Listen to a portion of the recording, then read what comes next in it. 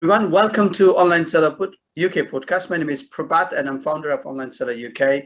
And we're doing this series of Amazon related podcasts for some time. It's just to help Amazon sellers out there to gain insights on how Amazon works. And today I've got Pradeep with me, founder of and CEO of Donsfield. And Pradeep has really good experience of selling on Amazon, especially Amazon USA. So welcome to our podcast, Pradeep. Well, thank you very much. It's a pleasure to be here. Excellent. So Pradeep, why don't you introduce yourself and we'll just straight dive into the topic. Sure. So I had an odd career. I was actually a scientist by training, and I traveled the world for a bit. Eventually, I ended up in China, teaching there, and was vice president for a biotech company. And whilst there, I saw a potential because I had all these manufacturing factories around me. So I went there, visited them, and then I saw some data when talking to one factory owner, and he said, do you know about Amazon FBA? So I went away, did my research because it's my DNA research. And I realized there's opportunity. So I started small scale, selling into the UK and EU. And then I realized there's an even bigger opportunity in the US marketplace, Amazon marketplace, and I started selling there. It's been probably 2 years now. We have projected for 3.5 million in revenue, in sales, I should say, in Amazon. So what I really want to do today is talk about how a non-US person can establish himself in the US Amazon marketplace. And because I think people get fooled sometimes, because the US Amazon marketplace is a beast in itself, is huge and is different from selling in other Amazon marketplaces. Yeah, so obviously the size of the market is really appealing for everyone to sell on Amazon USA. Is there any other reason than the size of the market that we should sell in Amazon USA? Yeah, so I was reading a latest statistic, I think from last year. So Amazon itself has over 200 million Prime members, right? And these are people who are subscribed to their Prime membership, not even general traffic. Out of that 200 million, 112 are Prime members in the USA. If you look at the population, it's like 320, 350 million. That's a huge percentage. And even if you grab 1% of the market, that's a good margins there. And you're right. Besides that, Amazon obviously comes from the USA, so they're more established. What I really like about it is that if you look at online traffic throughout, if you look at Walmart, Macy's, and Target, their percentage of online traffic pool is around 40%. So you have the Prime membership, the online traffic that comes to Amazon because it kind of default shopping search engine. And also what appeals to me is their logistical capabilities. I think they're up to now 110, maybe more fulfillment centers across the USA. So they're well networked and they all have their own flight and logistical capabilities. So that's what appeals to me and others who want to go into the US Amazon marketplace.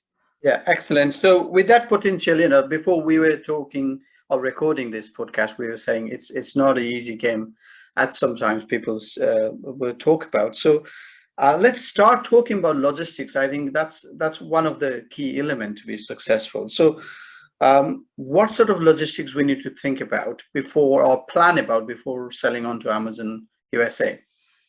Yeah, so I think the first thing before getting products in, a lot of people get confused is what kind of seller am I going to be? Some people say wholesale, online arbitrage, private label. So I'm particularly a private label person. I've dabbed into wholesale.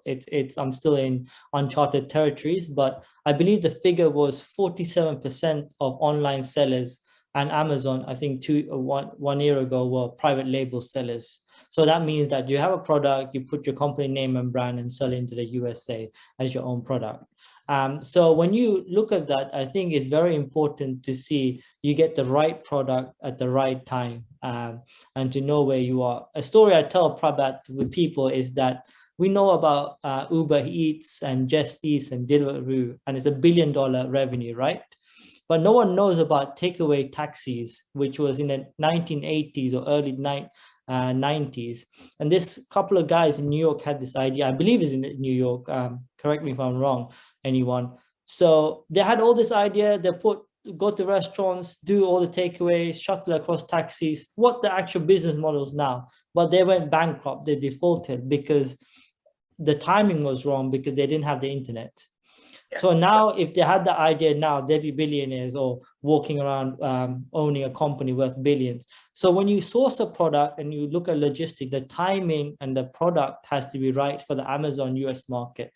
So please hire help or use software like Jungle Scout, Helium 10, Merchant Words, and so forth to see what kind of product you're sourcing.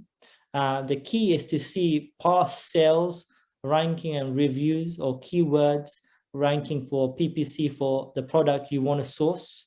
And what people make a mistake is they'll go onto a Jungle Scout Helium 10, they look at monthly revenue, they're like, whoa, let's go for this product. But you got to use the software and other data very clearly. Look at the longitudinal data. Look at 1, 3, 6 months, what the curves are telling you, and then look at 1 or 2 years. Because again, Amazon USA's established market, you have that data there. So you look at that and then you source your product, say, oh, this is a good product. We can source this and we can have profit margins that are very good. You're looking typically at a profit margin of 20% or to 25%. Maybe you're looking at 5 times what you're sourcing. So you give yourself a buffer for, so if you buy something for £1, you want to sell 5 to 6 pounds, if not more, because you want to take into logistics, you want to take into Amazon FBA fees, and also please take into account PPC. So once you do all that, you do your sourcing. Here's a trick, Prabhat. People miss out, right? You want to send something to the USA. People say, oh, I'm going to get something from China or Vietnam. I'm going to go to my country, to the UK. Oh, it's all nice. Let's go. Yes, you want to see it yourself, but get a relative or get a company or agency and send some samples across to the USA, because then you encounter border problems. If there's any tracking problems, any logistical problems, then you know the item can be shipped to the USA. So once you all do that now, and you've got correct product, then you talk about logistics.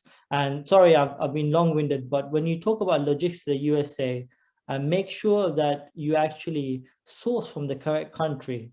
What the model, Prabhat, is that people say, oh, I'm going to Alibaba, China, Vietnam, so forth. But have you looked at South America? It's across the border from the USA. You save a lot of money. Is your product being manufactured in Mexico or Colombia or Latin America, anywhere? So let's save some money and source from the correct person. And also ask your manufacturer, oh, can you give me a price of what the price for shipping was throughout the year? I mean, shipping prices change and you can see variations. Be conservative, go to the highest cost and do your margins there, because shipping costs, particularly now, is changing crazy prices, as you know, right? The ports are clogged up, logistics crazy. So you want to do that and carefully keep logistics the same. And then you have to decide ocean versus air. Do you want to ship through ocean, which is cheaper but slower? California, Los Angeles is clogged up. Now containers are getting stacked up, so time is not on your side. But if you're going to do air flight, it's 5 times more costing, is going up. So you got to decide on your margins. Do a small trial run. I suggest that, and see if products can go into Amazon FBA, how long it takes, track those figures and numbers and see if this is viable. Or you can be strategic and say, you know what, there's 110 fulfillment centers, right? Here's another key I tell people. New York will be more expensive. New Jersey fulfillment center will be more expensive to ship into compared to Indiana. So can you be strategic and get a 3PL warehouse near Indiana, ship to Indiana, and then feed into Indiana fulfillment center? This is just an example. Obviously, Amazon determines where you ship to. And once you got that, then you know what your kind of track run is, how much it will cost, and what the cheapest centers are. So it's trial and error logistically, and you got to be strategic. So just to sum up that to your question, source correctly, check your samples into the USA, make sure you choose correctly between ocean and air. Give yourself a margin to get into that, and be strategic about where you ship and if you can use a 3PL center. Excellent. I think it's an important issue, and a lot of people do sometimes take those things really lightly and then get stuck. So I think really good advice. So other thing we were talking about insurance. I know some of the things like we never think about. So you mentioned before we were recording, there is some issues with insurance or something we need to think about. Do you want to highlight that fact? Yes, correct. Yeah, I really want to touch upon this, particularly for non-US sellers Hmm. selling into the US.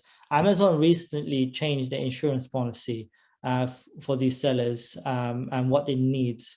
So for me, Amazon is my friend. It's like an ecosystem, right? We're all citizens in Amazon ecosystem. And just like the laws or taxes or whatever changes, we need to go with the ecosystem and the governance of Amazon. So you just have to act like a good citizen, basically, and go with the rules. And to be honest with you, if you think about it, is a fair system as well. And they have to negate certain things so they can protect the ecosystem as well. So recently, they changed the insurance rules. So this is particularly important if you have $10,000 more than $10,000 in gross sales per month on Amazon.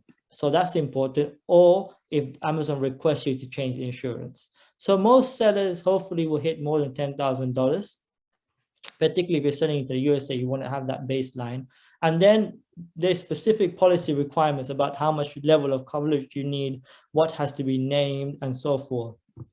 So I'm not an insurance broker or expert or so forth, but you have to meet these criteria. And what happens is traditional UK or other EU insurers, see, if you're online retail, you can go to the traditional vendors, insurers, and get insurance for the UK. But once you say, oh, 80% or 90% of my revenue or exposure is happening in the USA marketplace, they're more reluctant, or it's impossible to get insurance because they don't want to expose themselves, right? So you need to find the right brokers or right insurance agencies to cover you from the UK. And once you get those documents, those have to spell out correct requirements, then you upload them into Amazon. So hopefully after this talk, you might put my email down. And if anyone's stuck, please do email me and I can forward you on to the right insurers. It depends on your revenue and so forth. And I'm sure you can get help. Excellent. So I think you've given us good advice. So we can wrap up now. So is there any other things you want to add about selling on Amazon USA before we wrap up? Yes, just have to maintain success, please, research your keywords very carefully in the USA. They're always changing. Optimize your listing. Look at your PPC on a daily basis. It's competitive. Look at your bids. It has to be like a daily morning ritual. Track your competition. And odd one, and I tell people, and they say, what's this? Is be aware of world affairs. If you pick up the FT or the news, you'll see the Suez Canal getting blocked. You'll see containers not happening. You can see Amazon stopping Visa payments. This has an effect, knock-on effect on sellers. So be aware of world affairs and also be persistent. I know people say, oh, be persistent, be successful. But particularly Amazon USA, you will be attacked by infringements. You will have constant insurance or tax or certain documents you have to upload. It just takes some time and some trial and error, and be persistent, and it will pay off eventually.